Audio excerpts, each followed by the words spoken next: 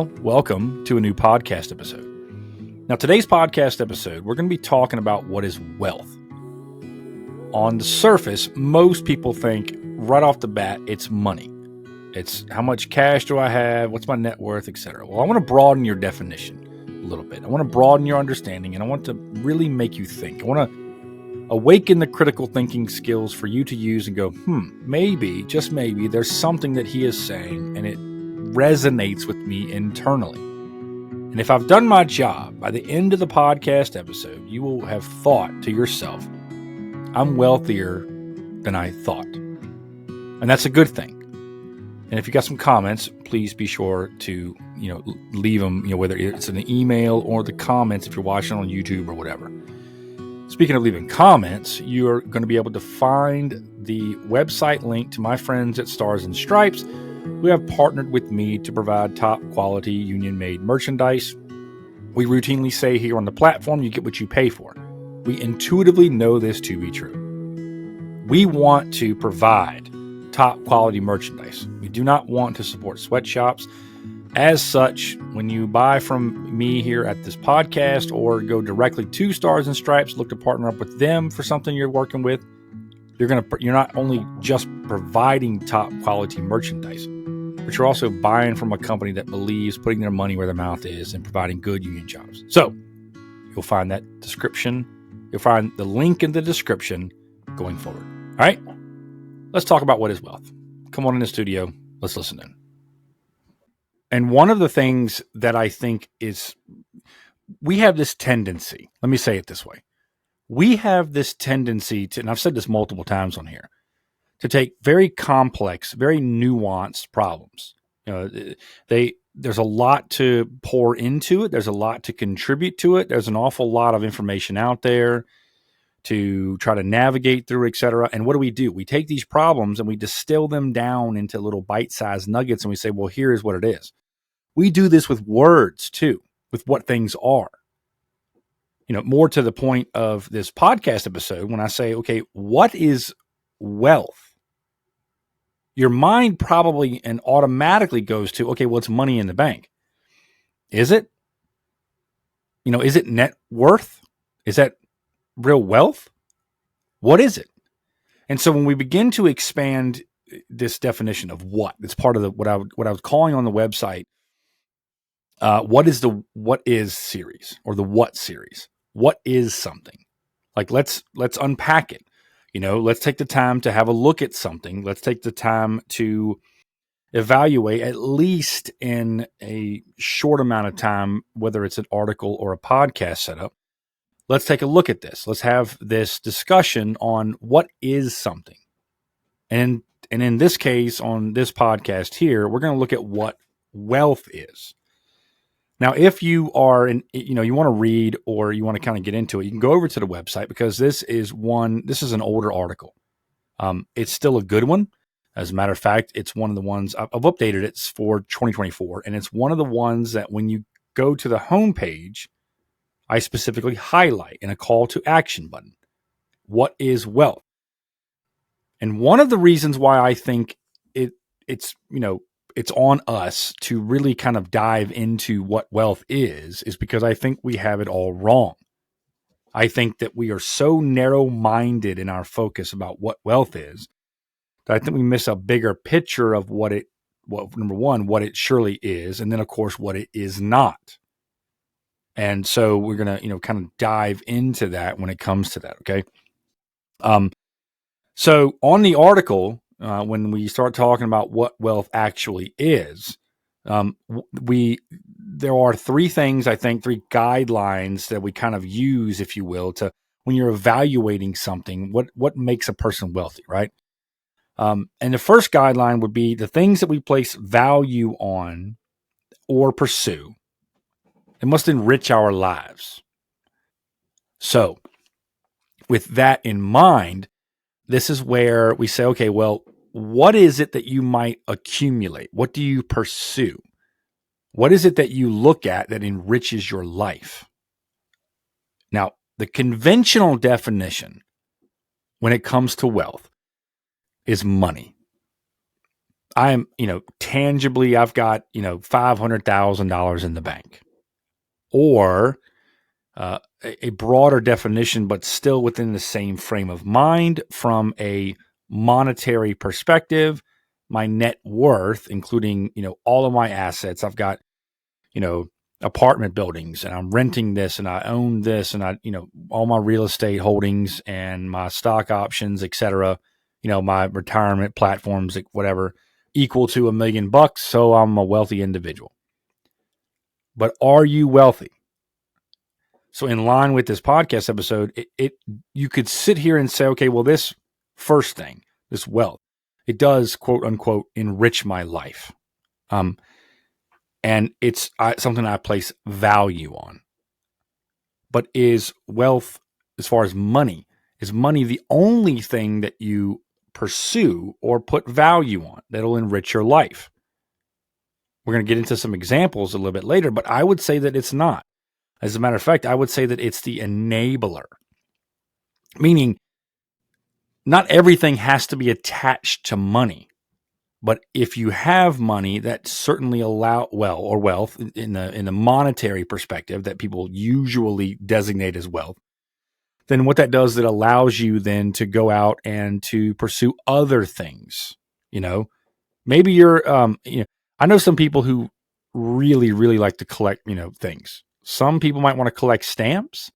There might be some people who collect trading cards and rookie cards. There could be some people who collect a lot of things from a hobby perspective, and they believe, okay, well, I'm placing value on this, and it's of course enriching my life.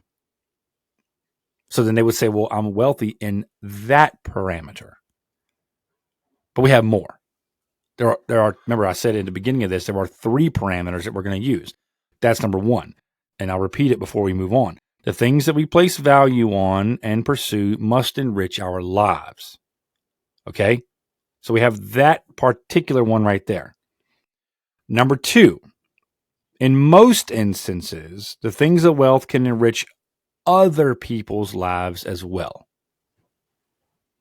This goes back, and again, it's not just money, but it's an old biblical principle that truly it is better to give than to receive. When those of you who are listening to this podcast today, if you have kids, you know what it's like to get a gift. It's great. You know what I mean? You get a gift that's going to enrich your life. You're like, woohoo, that's awesome. But then when you give your kid a gift, tell me, those of you who are listening today, tell me it doesn't enrich your life significantly when you can give your kids a gift and watch the joy light up in their life. I would take that 100 out of 100 times than somebody give me a gift. And that's a form of wealth. For me to be able to enrich someone else's life, or when it comes to my kids, for me to be able to do for them, for that which they can't do for me. So in most instances, the things of wealth can enrich other people's lives as well. Makes perfect sense. And so sometimes we accumulate things believing that we're getting real wealth. And we think that it enriches our lives, but it doesn't enrich other people's lives. And even when we think it enriches our lives, it may not even do that. And so before I move on to the third one, let's talk about that for a second. We are in a consumeristic society.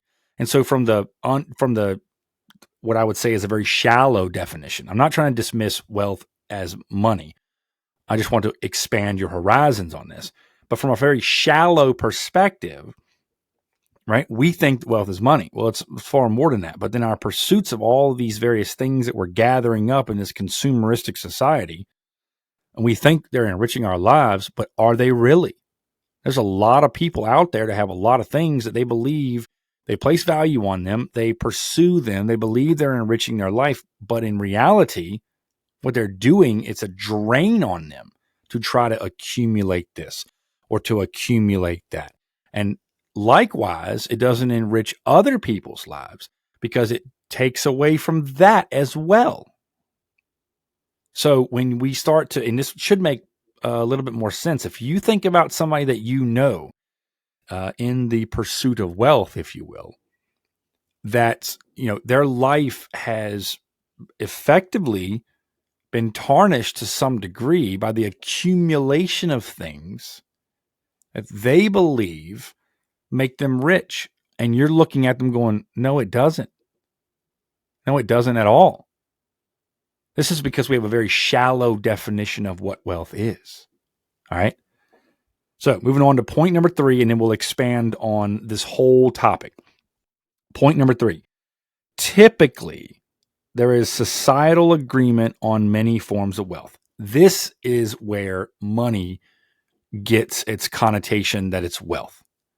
I would say to you today that in a lot of ways, a lot of wealthy people aren't, at least the ones that are, talking. They're the ones when they're sitting here talking about this, when they say, okay, well, there's societal form of wealth. They say, okay, well, you make money. It's primarily due to the freedom that it affords you, is probably where a lot of them and their talking points are coming from.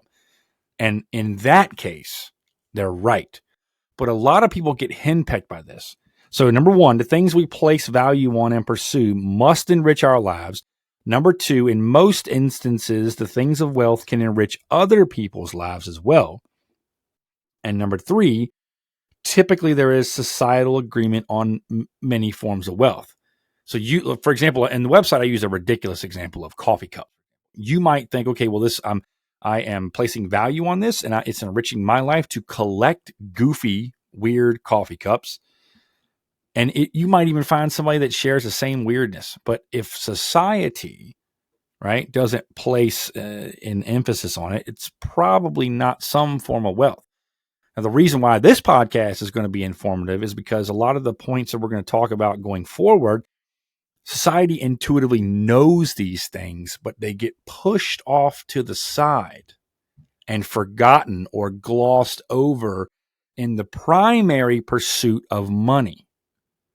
And when people are reminded of these other forms of wealth, they go, yeah, that makes perfect sense. He's actually right. The talking points are on, they're on the mark and designed to increase your critical thinking skills and say, you know what? He's right. Those other forms, those other points, those other wealth notes or expanded definition, they're worth something. We should think about that for a second. So, now with all of that, with the the various guidelines, what are some forms of wealth that are beyond money?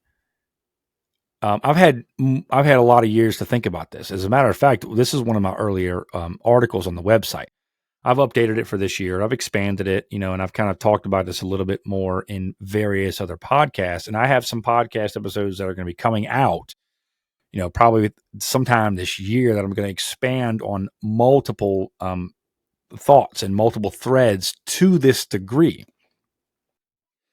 But for the purpose of this podcast episode, what are some forms of wealth that you may have or may need to know about so that you can abandon or at least diminish your pursuit of the conventional definition of wealth, i.e. money, and take stock in the fact that you may be wealthier than you think? Number 1, your health. And you might think, okay, well, what is he talking about? Have you ever, and I'm sure you have at some point in time, some family member somewhere, some way is unhealthy that you've talked to?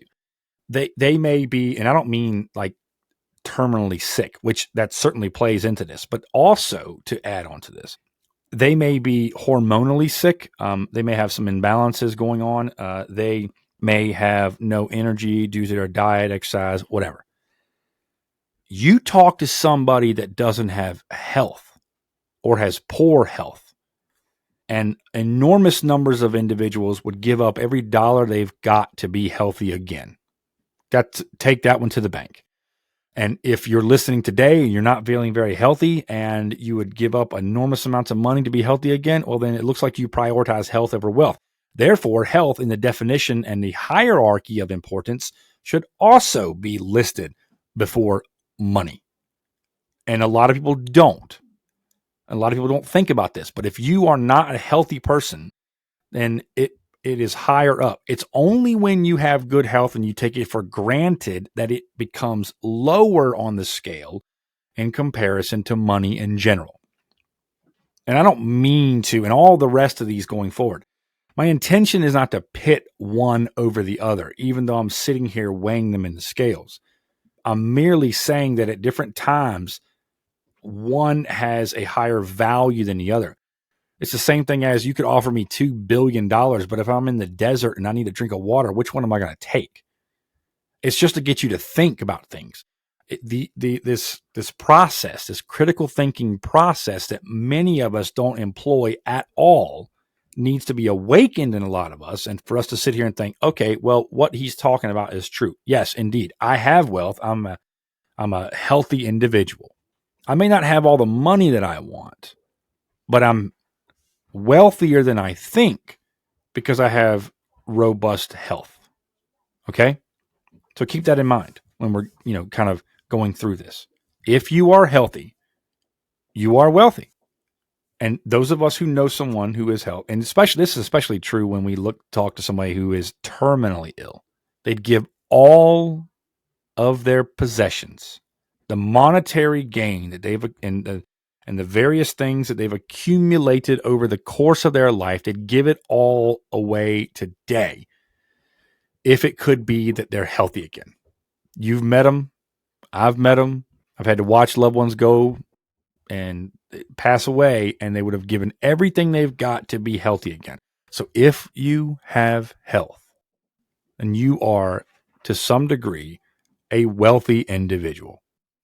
Number 2, and this is a big one too, job satisfaction. Now you might think, well, why does that play into it? That's because there's an enormous number of individuals who go to work every day and loathe their job. I recently got on Reddit, and I have been talking, for those of you who don't know what Reddit is, you go into various, it's just an online forum. It's the internet online forum, if you will. And there's a lot of people talking about how they go to work every day and they hate their job. All they want to do is this instead, or this, or this, or this. And I'm like, yeah, but pursue opportunity. Shout out to Passion versus Opportunity, another podcast episode you can listen to. But they need to pursue opportunity, and opportunity needs to pay your bills. Use your passions for your hobbies, but they hate their job. And so if you are in a job and that you actually enjoy your job and you're thoroughly, let's say, for example, in the trades, you're in the trades, you're going to work every day, you're an iron worker, electrician, pipe fitter, whatever, and you really, really enjoy your job, well, then you are one of the individuals that does enjoy their job, because there's an enormous number of people who don't. There are a lot of people who do not enjoy going to work at all. They loathe going to work every day. They dread getting up, going to work in the morning. They dread doing the work. They dread coming home. It's a cycle every day in perpetuity. They don't like it. Contrast that with the individual who gets up in the morning, and while he may have aches and pains because he's getting older, he's going to work, he feels some form of job satisfaction in what he does and the contribution he makes. And then you leave at the end of the day and you go, I know I've done something and I feel good about this. This may not be the perfect job for you, but I would say the winds of opportunity have never blown so great for, those of us in the world. I mean, 500 years ago, your choices were very, very small. And so this idea of job satisfaction was never a thing, to be blunt. Today, we have to talk about it because we have significant numbers of choice in front of us. So to that end, what I would say then is, if you get up and go to work every day and you feel energized about what you're doing, my goodness, you got a form of wealth that a lot of people can only dream of. That's a form of wealth right there. Take it for what it's worth. But as we're expanding this definition of wealth, we need to think beyond the very narrow-minded focus of, well, it's just money. It's like, yeah, okay, I don't think so. If you get up in the morning and you go and do a job, wherever it happens to be, if you work from home, if you go out into the field and work, by the way, the skilled trades have one of the highest rates of job satisfaction and have had for a long time. So if you are, satisfied with what you do on a daily basis, then you have a form of wealth that a lot of people do not have. Congratulations. Store that in the bank, in the back of the mind, that yes, indeed, I do have a form of wealth. I am wealthy, at least in that respect. Okay. I may not have as much money as I want. I may need more money to pay more bills. I may not have, quote unquote, the freedom that I would like to have that comes with enormous amounts of money. But I do have a level of job satisfaction, and our careers, our jobs are things that we are going to do at least a third of our life. I'm going to spend doing something a third of my life, and I have enjoyment in it. You bet your bottom dollar you got a form of wealth. So take stock of that. Take note of that. Put that in the back of your mind. You are indeed, what would you rather go do? 8-10 hours of work that you absolutely loathe, or you enjoy what you do for a living, or you enjoy the contribution you're making, or you enjoy providing, whatever. You've got a form of wealth, my friend. Think about that and keep that in the back of your mind. Number 3, and this one's a big one. It's not a slight against people who are single. I'm not saying that it's a negative thing to be single. All I'm saying is if you get a chance to come home at the end of the day and you have a family or family members who love you, you have enormous wealth. You have enormous wealth, because there are scores of people out there in the world today who are working and doing whatever it is they're doing. Maybe they're, pursuing money, etc. And they come home to an empty house. And people have, especially in our culture today, there's a big push to prioritize work and getting your quote unquote education and your career started before you start a family. Why? For what? You talk to people, and I wish that, I don't have the wherewithal to do this. I would need to start a platform, a bigger platform than this. And I need to have some money, coming into this to be able to do this. But I wish that there was somebody who would go out and do a documentary on this, or even a docu-series, having conversations with people who pushed off having families and those that deeply regret it, because there's a lot. When you get to come home at the end of the day and you get to see a family or family members that love you, that is an enormous form of wealth. There are scores of people out in the world today who are alone, who are lonely, who wish they had the same form of wealth that you do. And I know of people who have 6-figure salaries and they come home to an empty house. And if they could do it all over again, they would trade all of that to go back in time and make different decisions and have family at home that loves them. Nobody on their deathbed says, I wish I had my salary around me. If you get a deathbed confession, that is, where you get a deathbed experience. No one says, well, I wish I had more money around me. I wish I would have my accolades around me. They all say, I want to have my family around me, my loved ones around me. So if you get to go home and you get to be around your family every day, that is an enormous form of wealth. And I can't even really put it into enough perspective that people can just grab a hold of it and run with it. Because there are so many of us who take our family for granted. We take our families for granted, and they are often the first ones who are sacrificed on the altar of the pursuit of success. Not even the obtaining of success, the pursuit of success. And we leave them behind in our pursuit. And I'm sure that some of you are listening right now can either say that you have experienced this or know someone for sure who has experienced this and can say, he is talking to me, or he is talking about a point that so many of us don't take and run with and grasp. Is that if you've got a family that loves you and wants to see you home and spend time with you, then you have a form of wealth that is enormous. And I mean, it is enormous. And this is going to be a segue into my last point on this. I could sit here and go on forever. But my last point about this, and I'm not going to really be able to do this point justice because it needs its own mini series, to be blunt with you. But I've got 2 robust articles on the website that you can go and look at. And the last thing when it comes to do you have wealth is how are you managing your time? Your time. See, at the end of the day, okay? At the end of the day, for the most part anyway, I can try to improve my health, especially if when you're young.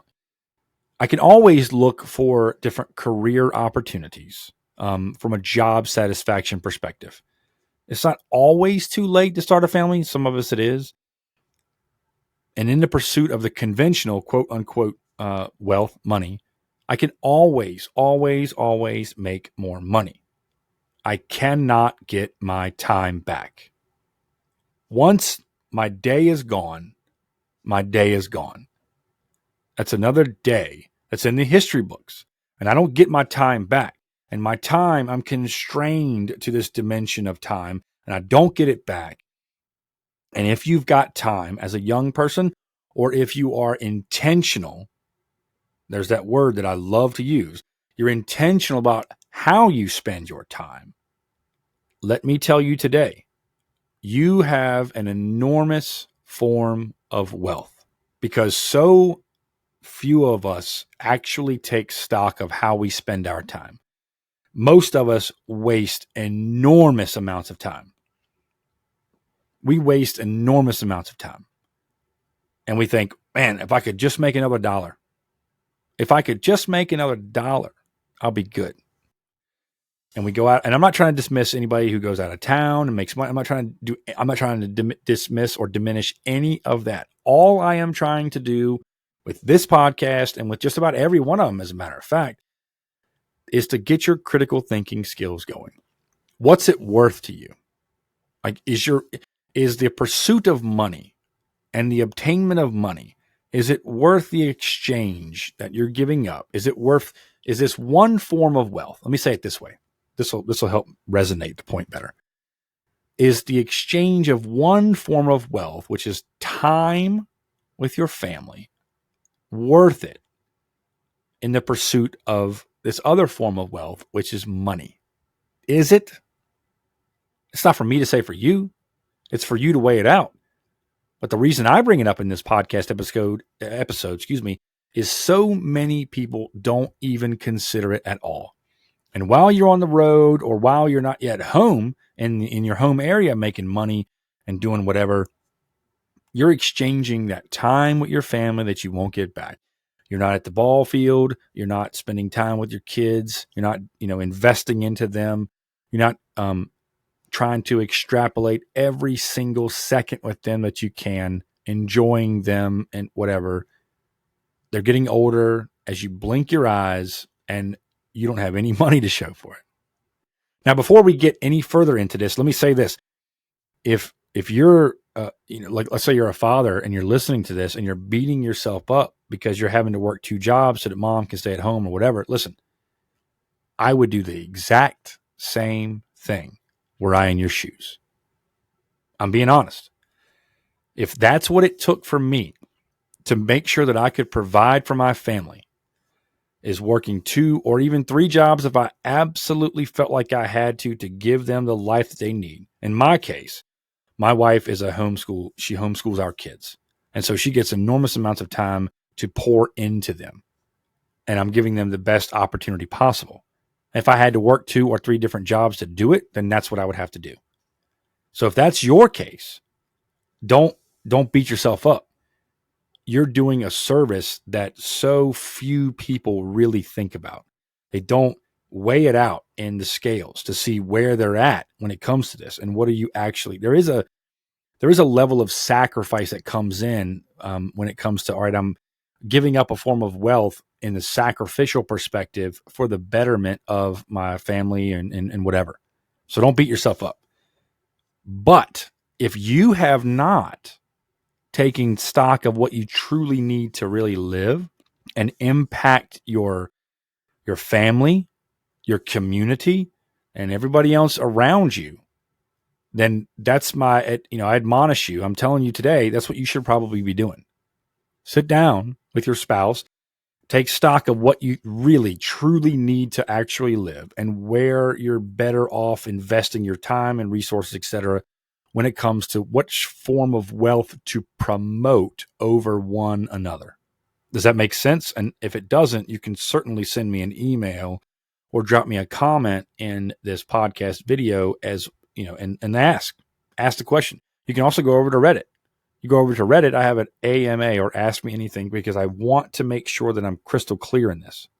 And the last thing that I want to say on this particular podcast episode when it comes to wealth is this.